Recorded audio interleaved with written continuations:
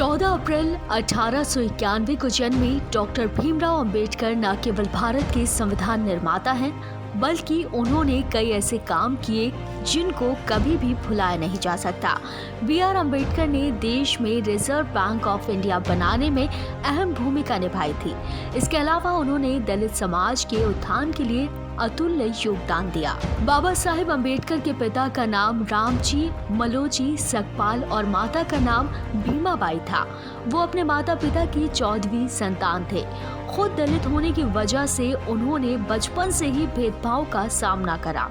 कठिन परिस्थितियों में भी उन्होंने संघर्ष कर न केवल उच्च शिक्षा ग्रहण की, बल्कि समाज को भी शिक्षित करने का काम किया। उनके विचार हमेशा ही लोगों को प्रेरित करते हैं। आइए आज हम आपको संविधान निर्माता, दलितों के लिए अपना जीवन समर्पित करने वाले बाबा साहेब अंबेडकर के बारे में कुछ खास बातें आपको बताते हैं। उनके परिवार में माता पिता समेत कुल 16 लोग थे, जिसमें भीमराव अंबेडकर सबसे छोटे थे। वो एक मराठा परिवार और संस्कृति से संबंध रखते थे।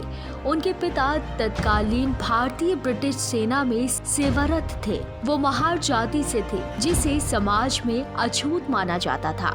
अंबेडकर ने बाबा Ramji Maloji Sakpal East India Company में काम किया।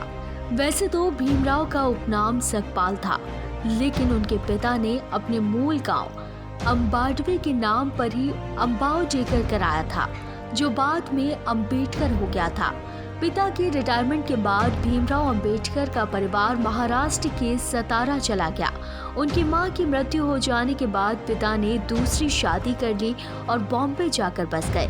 साल 1906 में उनकी शादी 9 साल की लड़की रमाबाई से हो गई थी। बाबा साहेब अंबेडकर ने अपनी प्रारंभिक शिक्षा स्थानीय स्कूल से पूरी की।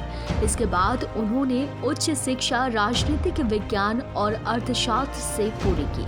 बड़ौदा के गायकवाड़ शासक और तृतीय राजा को उनको उच्च शिक्षा के लिए अमेरिका भेजा था। यहाँ पर उनका चयन कोलंबिया यूनिवर्सिटी में हुआ, जहाँ उन्होंने पीएचडी पूरी की। वो इसके बाद भारत वापस आ गए और बड़ौदा के राजमहल में काम करने लगे। हालांकि वो चाहते थे कि वो अर्थशास्त्र में डॉक्टरेट करें, लेकिन उनका ये सपना अधूरा रह गया। बचपन से ही उन्हें भेदभाव और छुआछात का सामना करना पड़ा, जिससे उनको काफी ठेस पहुंची थी। उन्होंने इस समस्या को खत्म करने का ठान लिया था। भीमराव अंबेडकर ने अपने पूरे जीवन में समानता के लिए जोर दिया। पूरे देश में घूम घूम कर उन्होंने दलितों के अधिकारों के लिए आवाज उठाई और लोगों को जागरूक करने का भी काम किया।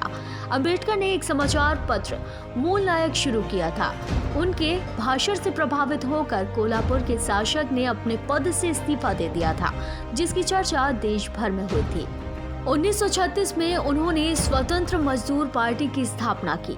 1937 के केंद्रीय विधानसभा चुनाव में उनकी पार्टी 15 सीटें जीती। पार्टी को all India schedule caste party में परिवर्तित कर दिया गया। 1940 में संविधान सभा के चुनाव लड़े, लेकिन उसमें सफलता हासिल नहीं हुई। वो देश के पहले कानून मंत्री बने और उनको संविधान गठन समिति का अध्यक्ष बनाया गया।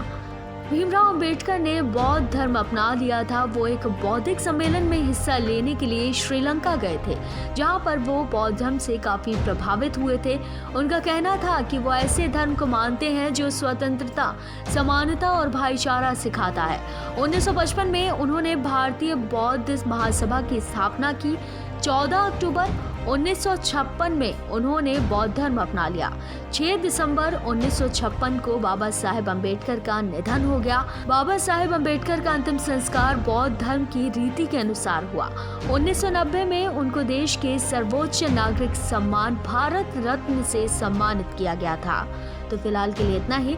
ऐसी और जानकारी के लिए आप मेरे चैनल को सब्सक्राइब और साथ ही बेल आइकन प्रेस करना ना भूलें, ताकि हर अपडेट आप तक पहुंच पाए।